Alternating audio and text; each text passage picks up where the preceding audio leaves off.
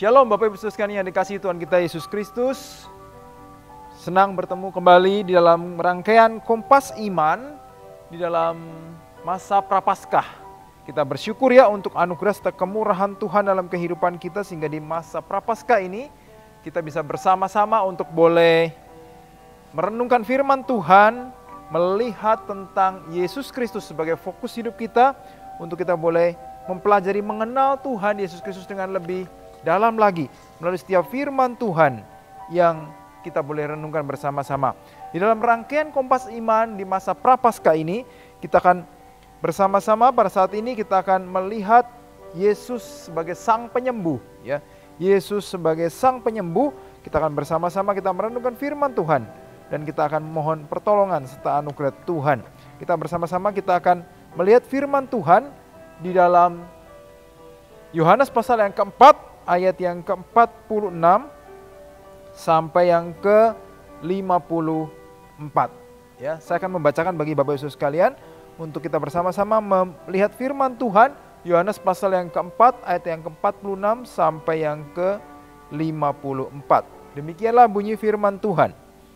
Maka Yesus kembali lagi ke Kana di Galilea, di mana ia membuat air menjadi anggur.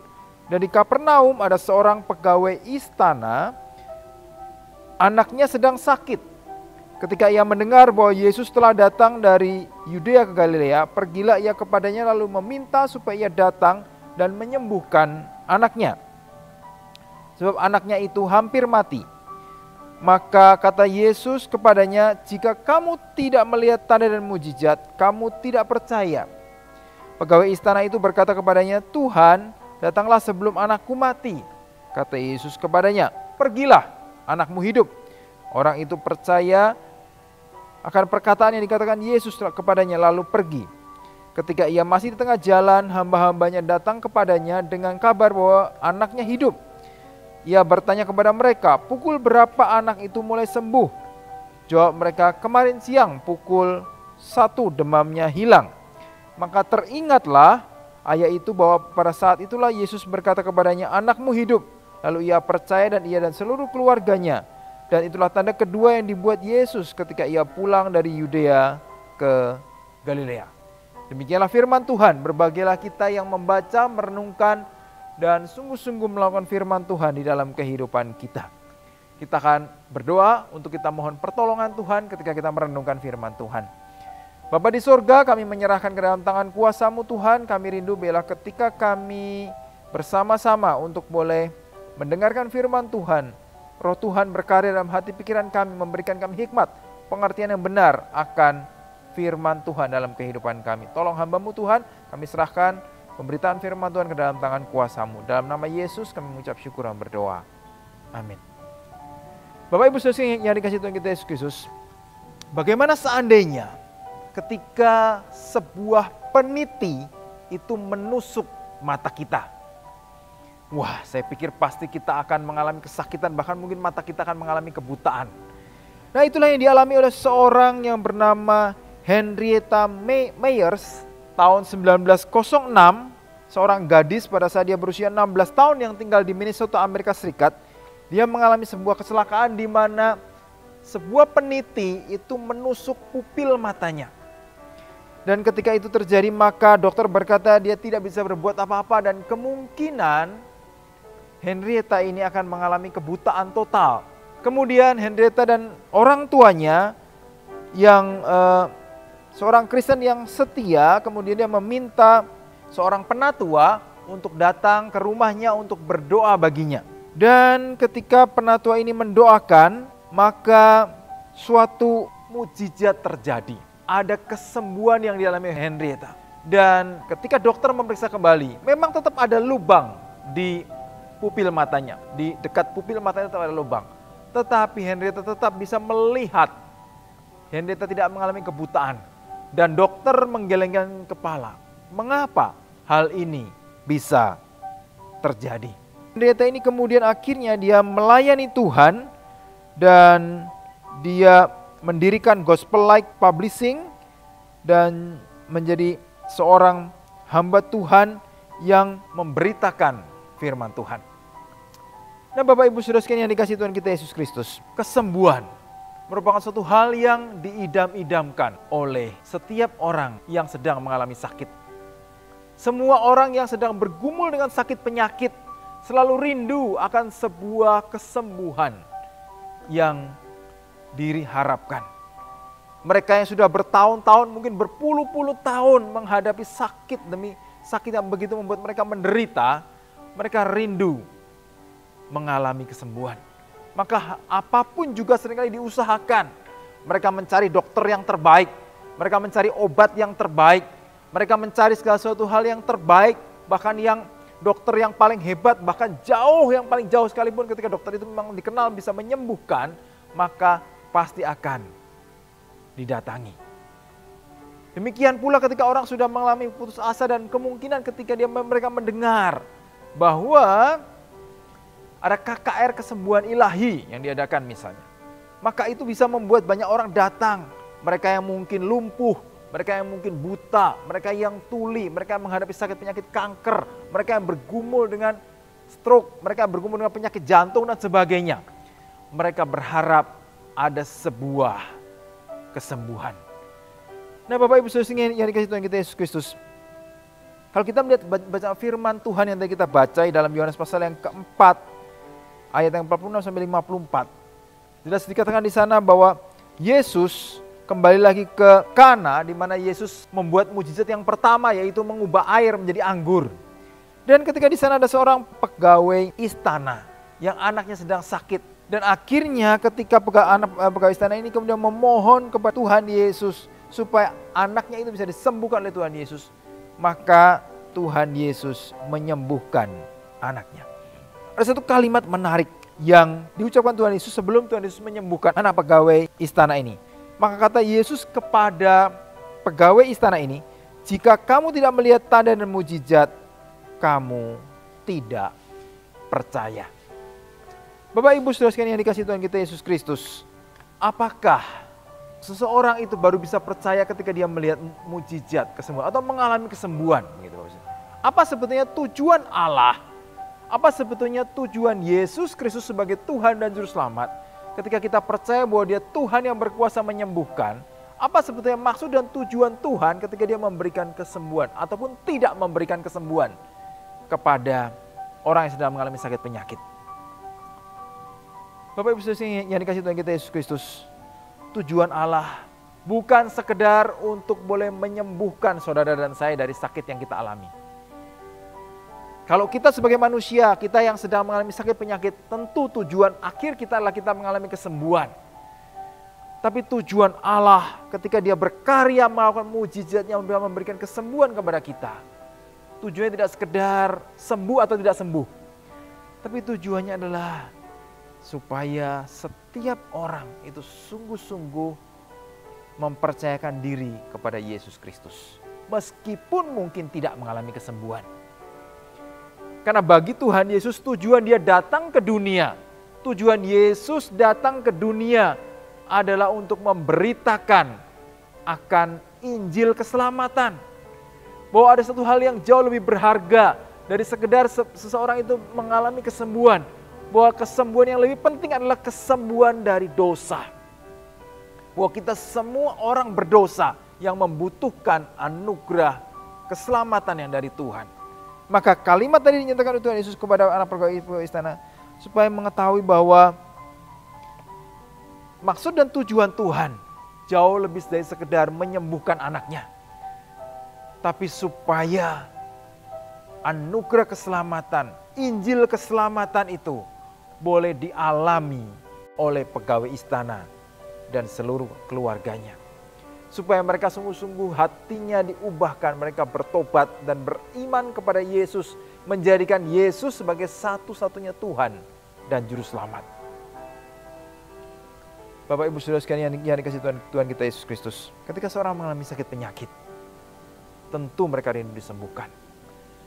Tetapi suatu hal yang seringkali tidak disadari oleh kita semua, termasuk mereka yang sedang bergumul dengan sakit penyakit, yaitu bahwa setiap kita adalah orang berdosa yang membutuhkan anugerah keselamatan, pengampunan dosa itu jauh lebih penting dan lebih berharga dari sekedar kita mengalami sembuh ataupun tidak sembuh.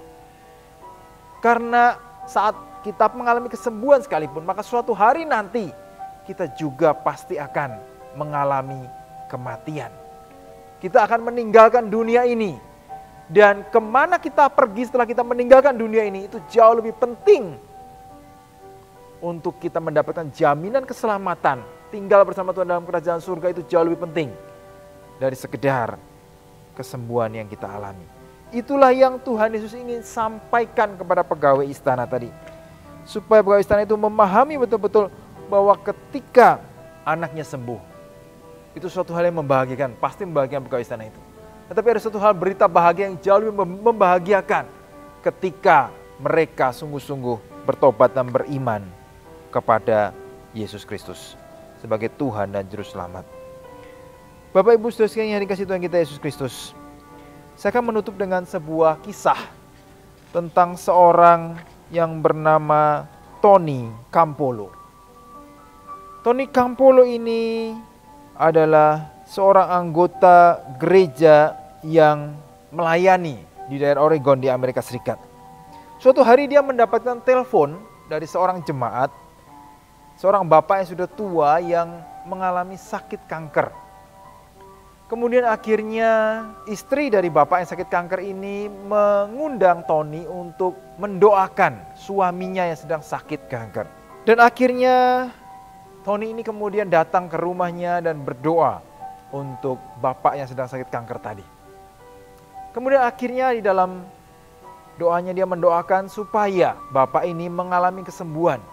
Tony dengan begitu percaya bahwa Allah itu adalah Allah yang berkuasa memberikan kesembuhan. Bahwa Allah itu adalah Allah di dalam Yesus, dokter dan segala dokter yang bisa menyembuhkan bapak yang sedang bergumul dengan sakit kanker ini. Tapi kemudian beberapa minggu kemudian,